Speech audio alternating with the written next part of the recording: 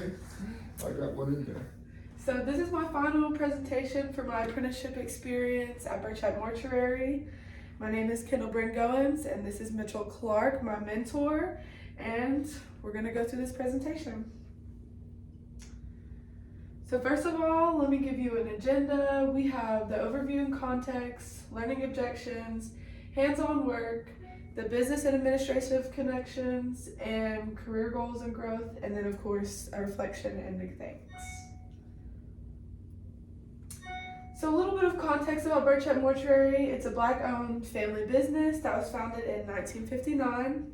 We serve Johnson City, Bristol, and Kingsport, as well as many other areas. We actually just recently had somebody come in from Florida. So we're known for compassionate and personalized services. We offer traditional funerals, cremations, and memorial services. And our motto is we always remember the families that we serve. So this is a little bit about why I chose this internship. I've had a long-standing interest in the funeral industry and really just in the industry of helping other people. I never necessarily knew that I wanted to go into the funeral industry until I came in and saw kind of what it was all about. I'm drawn to the meaningful and behind-the-scenes work, which is basically what I just talked about. I didn't know how interested that I would be in this service until I got in and really saw what it was all about. Birchhead's values align with mine. They're very respectful and professional. They're very compassionate, and we are in a very diverse workspace, which I love. It's an opportunity to be in a real family-run environment.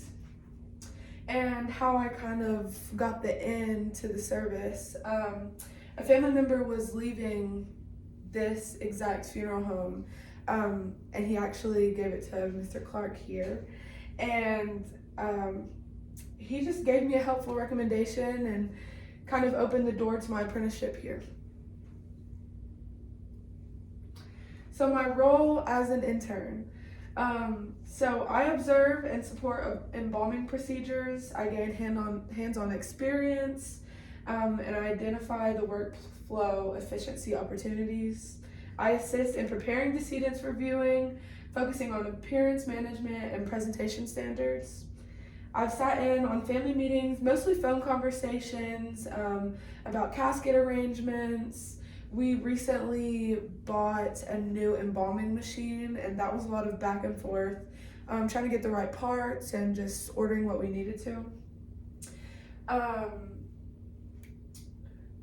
Like I just said, sitting in on the management of transportation and some paperwork filing, which we actually just done as I walked in here. And I've also developed organizational skills. I shadow Mitchell and others, gaining insight into event planning, time management, and interdepartmental coordination. I wear many hats as an intern, as many funeral directors and embalmers do. I wear the embalmer's hat, which means assisting in embalming procedures, the stylist hat, which is preparing decedents for viewing, the listener's hat, sitting in on family meetings and also just listening to Mitchell as he teaches me as we go. And then the apprentice hat, which is shadowing Mitchell. Here are some of my learning objectives for the year. So one of them is to master, or at least come close to mastering, advanced embalming techniques, focusing on restoration, reconstruction, and achieving a lifelike appearance for viewing, including cosmetic skills and presentation skills, which is dressing, making sure that the decedent looks ready to be viewed by the family and others. Also practice strengthening my abilities to guide families with empathy, clarity, and professionalism, which is actually one of the hardest things to do, in my opinion, is speak to the families and being very professional about that, especially in school. Yet with the business degree, we're not being taught to be very professional. It's very stick straight to the course tools that we're learning. And with being in econ and being in stuff like accounting, we're not being taught to be professional. I've learned most of my professionalism being here. I've gained knowledge of the Tennessee state and federal regulations, ensuring ethical and legal operations. And I've expanded my knowledge in the funeral home operations, contract, cost, service packages, and things like that. So I've achieved these goals by assisting in restorative procedures.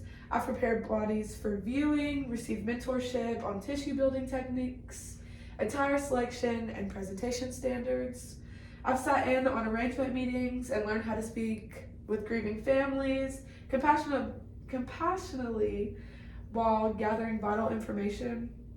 I've observed the implementation of legal protocols during service arrangements and reviewed the Tennessee regulations with my mentors. And I've sat in on pricing discussions, explanation of service packaging, and observed the business side with contracts and even down to the apprenticeship papers that I have to sign every couple months. So this is some about the hands-on work that I've been doing.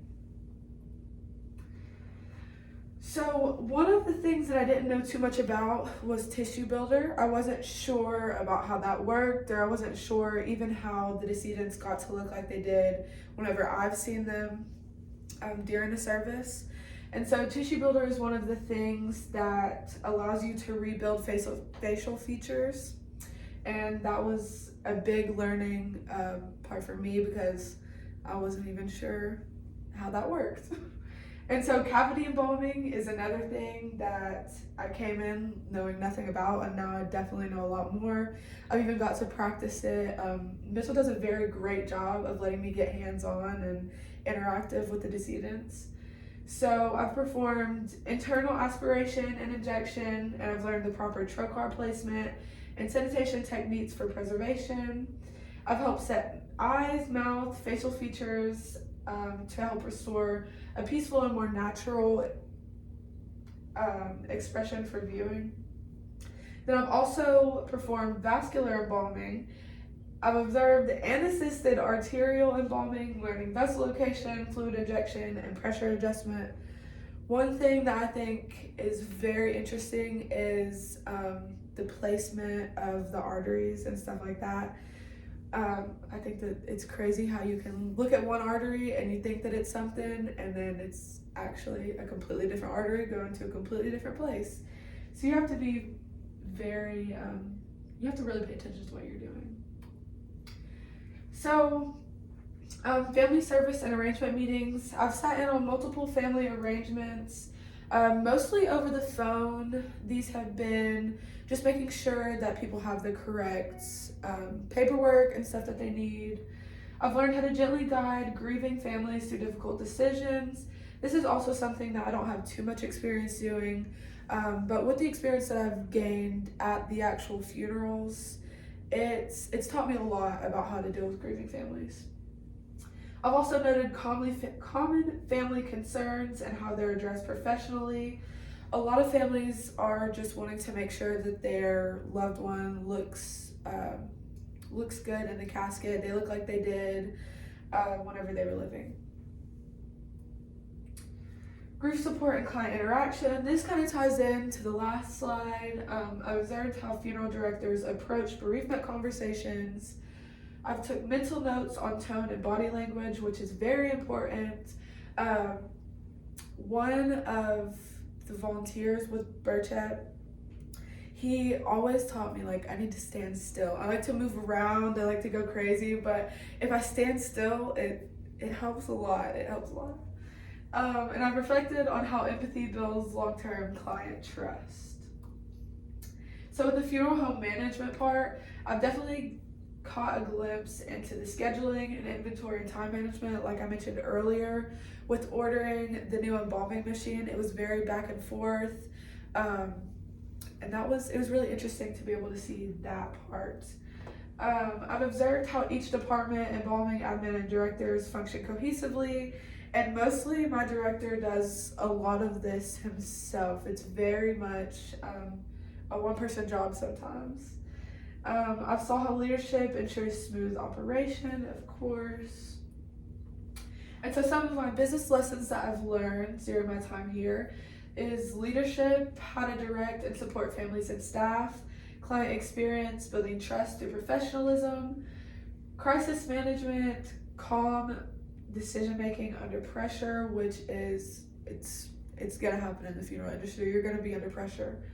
And also during my internship, I've saw firsthand how relationships and reputation can ensure success, especially in this industry. Knowing a lot of people at the funerals that I've been to, it almost makes me think that they would always come to me, or that they would come to me in a case that their loved one has passed.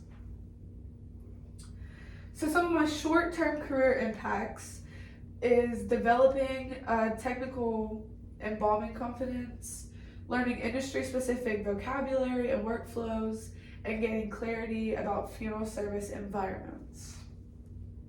So my midterm goals will be to pursue a license in funeral directing and embalming, plan to deepen business skills in accounting and management, and network with industry professionals through future placements. Now, to get to my long-term goals, I would like to build a modern and compassionate funeral service space. My long-term goal is to open or manage a funeral home that honors all preferences and belief systems, offering a variety of personalized service options.